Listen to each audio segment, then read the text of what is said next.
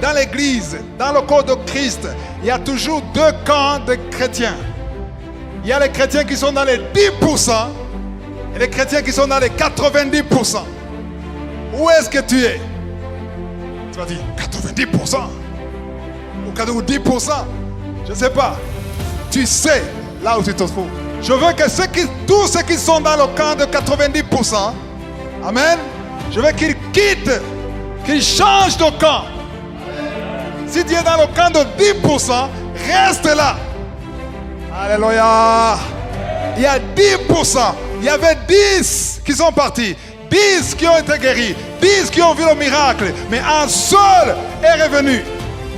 Il a dit qu'ils se tenaient à distance. Ils élevèrent la voix. Qui élevait la voix?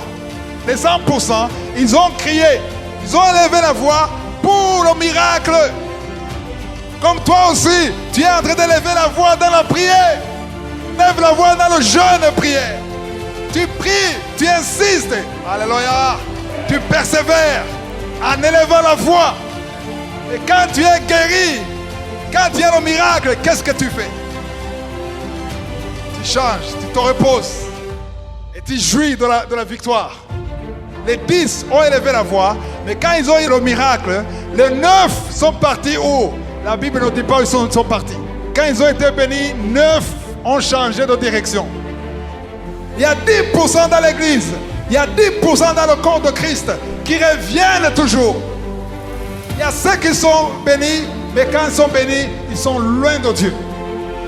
Il y a beaucoup, j'ai vu beaucoup de chrétiens, quand ils sont bénis, tu dis, pourquoi tu ne viens plus dans la prière? Je n'ai plus le temps.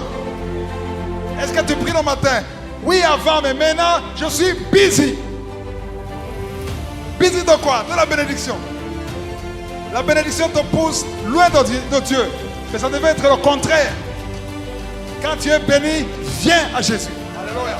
Reviens sur tes pas avec la même force, avec la même voix que tu élevais quand tu demandais.